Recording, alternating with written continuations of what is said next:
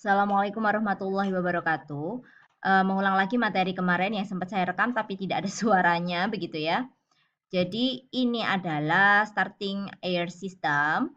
Starting air system ini termasuk ke dalam compress air system ya, karena compress air, udara bertekanan itu dimanfaatkan tidak hanya untuk starting, tapi untuk general service system ya, seperti si chest blowdown dan lain-lain, dan untuk controlling seperti menggerakkan aktuator, kemudian quick valve ya, FO quick valve, terus kemudian horn di anjungan begitu ya, banyak ya manfaat udara bertekanan, walaupun tekanan yang dibutuhkan pastinya lebih kecil daripada tekanan yang dihasilkan ini.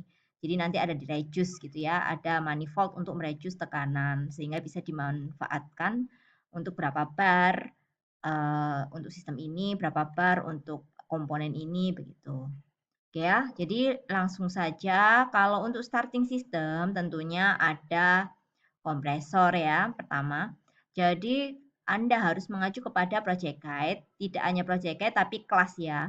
Tapi untuk starting air system ini, untuk rules di kelas itu biasanya menyebutkan hanya at least two kompresor, at least two air receiver. Nah, terus kompresor ada emergency kompresor kayak gitu. Itu harus Anda ikuti begitu. Walaupun di project guide cuman sekelumit ini aja, tapi Anda harus menambahkan sendiri komponen lain sesuai dengan kelas Anda. Terus kemudian namanya gambarnya harus PNID ya. Ini termasuk lumayan lengkap ya. Ini ada diameter nominal, ada ukuran pipa, ada apa lagi nih? Ada tekanan. Nah, ini 30 10 bar gitu ya. Terus ada ini PT atau pressure testnya begitu. Atau apa ya, semacam sensor begitu ya. Nah, dia lengkap. Terus ini lumayan lengkap ini, maka bisa disebut dengan PNID. Keterangannya juga lengkap, ada penomoran juga. Ini inletnya juga ada. Nah, maka saya harapkan gambar Anda juga selengkap ini begitu ya. Tidak hanya jalur-jalur atau copy paste dari sini, Anda bisa menyebutkan juga misalnya di kompresor ini letaknya di mana, misalnya di tank top gitu ya. Maka ini nanti Anda kasih kayak gini, seret gini. Nah, ditulisi nih tank top, begitu. Ini jadi sorry, di bawah sini ya, di bawah sini ini tank top. Terus kemudian di atasnya sini receivernya ini letaknya di platform misalnya ya. Nah, maka ini ditulis di platform gitu. Terus kemudian di sininya mendek gitu, misal ya. Nah, jadi itu lebih lebih sesuai gitu loh dengan peletakan di gambar mesin Anda. Jadi bukan copy paste dari project guide terus kemudian dipindah ke AutoCAD, kemudian di-print ulang. No, it's a big no. Nah, kapan Anda belajar kalau Anda cuma copy paste begitu ya? Nah, jadi saya jelaskan lagi simple sebenarnya untuk starting system ini. Jadi dari kompresor itu kompresor couple with motor ya. Nah, ini dibaca lagi sorry bukan project guide tapi kelas ya. Apakah dia motornya ini apa? Dia pakai motor yang terpisah atau ini gabung jadi satu begitu ya. Tapi sepertinya sih terpisah dan satu lagi ada emergency kompresor letaknya di mana misalnya begitu. Jadi ini ada kompresor 2. Terus kemudian ada filter. Nah, jadi udara dimampatkan oleh kompresor, kemudian difilter, terus disimpan menuju air receiver. Nah, setelah dari air receiver ini, itu kemudian nih, terus ini juga. Nah, kemudian didistribusikan to consumer. Nah, ini Anda boleh menuliskan lebih detail. To consumer sini apa aja? Misalnya ke general service ya, kebutuhan compressed air untuk general service. Misalnya kebutuhan untuk FO quick close valve. Misalnya untuk horn di ini apa tuh anjungan. Misalnya untuk si chest blowdown dan lain-lain. Sudah seperti yang saya jelaskan di materi compressed air ya. Nah, terus kemudian ini lanjut ke starting system. Untuk starting air system, ini masuk lagi filter. Nah, kebetulan di sistem ini tidak ada water separator. Jadi fungsi dari water separator itu kan memisahkan udara biar tidak tercampur dengan air, biar pemampatan di kompresor ini maksimal dan tidak mengganggu kinerja si kompresor. Di sini kebetulan tidak ada. Maka dari itu Anda harus baca kelas. Apakah water separator atau separator itu merupakan mandatory. Jika mandatory, maka harus Anda install di luar project ini, gitu ya. Harus Anda gambar di luar project ini. Oke ya, terus saya lanjutkan di sini ya. Kemudian ada filter. Dari filter, tekanan yang keluar dari air receiver dan kompresor ini masih 30 bar. Di sini ada PT atau pressure test-nya itu masih 30 bar. Padahal kebutuhan untuk starting system untuk engine MAN L2131 ini dia 10 bar, maka ada pressure reducing valve. Ini nomor 5 itu pressure reducing valve ya. Nih, terus kemudian dikurangi atau di-reduce sampai 10 bar. Kemudian ada safety valve nomor 6.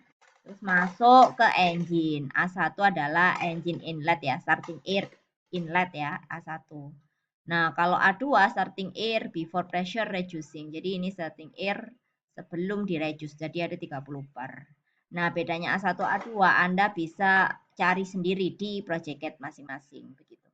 Nah, kemudian selain ini, tuh ini as simple as that ya. Terus kemudian selain ini Anda harus kan tuliskan di sistem Anda deskripsi ini apa begitu.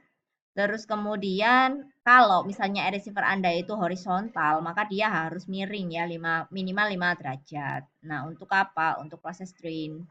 Nah, terus ini definisi kompresor dan lain-lain Anda bisa baca di engine project masing-masing. Kebetulan di sini itu ada ini kalkulasi untuk kapasitas kompresor. Di sini ada rumusan dari project guide. Kalau rumusan dari kapasitas kompresor itu 30 dikalikan volume dari starting air receiver dibagi 1000. Nah, ini Anda bisa mengacu kepada ini kalau kelas Anda tidak menyertakan si apa itu namanya rumus gitu, atau Anda bisa menggunakan rumus seperti biasa mencari kapasitas seperti apa begitu. Untuk apa? Untuk mencari spek kompresor nanti begitu. Terus kemudian yang lainnya ini Anda baca sendiri. Sudah ada lah. Terus ini ada pressure reducing valve ya. Nah, ini standard engine are fit with 10 bar air starter. Nah, jadi harus di reduce dari 30 ke 10 begitu. Nah, ini masing-masing project pasti berbeda. Oke. Ini Anda baca sendiri ya selanjutnya ini ya. Oke, gampang ya. Terus kemudian ini ada contoh lagi starting system. Ini dari senior Anda begitu ya. Oke, sebentar. Sebentar. Ini tadi ada Typhoon ya. Nah, ini ada nomor 7 ini Typhoon. Ini nomor 7 ini Typhoon. Nah, Typhoon ini sebenarnya untuk fan ya. Nah, ini fan sih.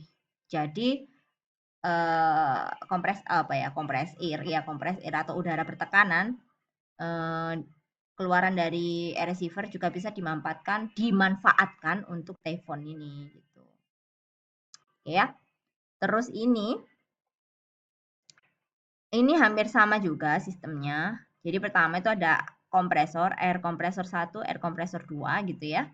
Terus kemudian ini ada valve ya. Ini ada valve ya. Terus kemudian ini ada separator ini harusnya. Oil and water separator. Oke, boleh kalau pakai oil juga boleh. Umumnya juga separator kan untuk memisahkan suatu fluida dengan fluida yang lain begitu ya. Kalau ini jenisnya oil and water separator, it's okay gitu. Jadi nanti ada drain juga. Jadi dari kompresor diseparat dulu, diseparate. Tadi kalau yang tadi pakai filter, kalau ini pakai separator gitu ya. Terus kemudian masuk ke air receiver gitu. Nih air receiver dengan kemiringan minimal 5 derajat ya kalau yang tadi. Sorry, 5 derajat ya tadi ya. Ya, kalau yang ini saya kurang tahu berapa derajat karena dia tidak tampilkan di sini berapa derajatnya. Oke. Terus kemudian kalau ini sih pokoknya dimiringkan karena untuk kondisi drain begitu. Untuk fungsi drain, untuk drainase begitu ya. Terus kemudian setelah di drain tadi ini ada valve lagi terus masuk ke ini. Di sini ada AR1. AR1 ini juga separator lagi gitu ya. AR4. AR4 pressure reducing valve ya. Nah, sebelum masuk ke engine dia harus di reduce, baru dia masuk ke engine. Nih, to control air. Gitu. Nah, ini juga nggak detail ini, kakak kelas Anda, tekanan yang masuk ke engine ini, tekanan yang masuk ke engine ini berapa bar ini juga nggak jelas. Langsung aja disertakan di sini. Dan ini juga nggak ada keterangan berapa diameter nominal pipanya. Jadi ini menurut saya fill ya. Ini adalah gambar yang fill, maksudnya masih salah begitu. Anda bisa perbaiki lagi. Jadi tidak harus plek seperti ini juga begitu ya. Oke ya. Sedangkan untuk perhitungan tentu saja harus menghitung starting air receiver begitu ya. Ini kebetulan contohnya pakai MAK. Nah, terus ya tinggal ngitung ya. Delivery pressure. Nah, ini as per project guide. Nah, ini juga DL. DL itu ini sebenarnya keperluannya juga sesuai dengan project guide ini sebenarnya 2 unit genset dan lain-lainnya. Nah, tapi saran saya ini ada perhitungan yang jauh lebih ringkes ya daripada ini gitu. Nah, ini DL untuk ini kan genset ya kebutuhannya segini. Nah, Anda juga harus tahu genset Anda sendiri kan. Maka ini pasti angkanya berbeda kalau Anda dengan perhitungan yang hampir sama seperti ini. Terus kemudian ada starting air receiver ya. Jadi starting air receiver 2 kali ada 2 toh. Nah, ada 2 dikalikan ini tadi 10 ini. Jadi angkanya tidak harus sama ya, tapi paling tidak logikanya itu harus mencari starting air receiver dulu begitu ya. Terus harus ada tekanan-tekanan itu kan sesuai dengan engine project guide. Nah, terus ada ini test pressure according to class. Nah, maka ini ada juga yang di kelas ya. Nah, ini harus Anda hitung sesuai dengan kebutuhannya kelas. Nah, ini contoh untuk menggunakan yang kelas tadi gitu. Terus ada juicing station, terus untuk botol angin juga. Nih rumusnya dari BKI. Nah, kebetulan di BKI ada rumus botol angin. Nah, silakan bisa mengacu kepada BKI karena di engine project guide kalau untuk kapasitas botol angin enggak ada. Tapi kalau kapasitas kompresor biasanya disertakan. Tapi kalau botol angin enggak gitu ya. Tolong diacu ini pada apa ya perhitungan Anda begitu. Terus kemudian Anda bisa menentukan kapasitas, pressure dan pemilihan untuk kompresor maupun botol angin di sistem Anda begitu. Nanti apa ya? Insya Allah ada review selain ini ya, tapi bukan untuk starting. Tapi saya rasa walaupun tidak ada review lagi Anda sudah cukup jelas ya karena sebenarnya starting system engine project guide apa ya engine supporting system itu kan sudah mengulang ini mata kuliah yang di sistem perpipaan dan lain-lain gitu ya. Jadi untuk mata kuliah tugas rancang ini harusnya Anda sudah siap ya.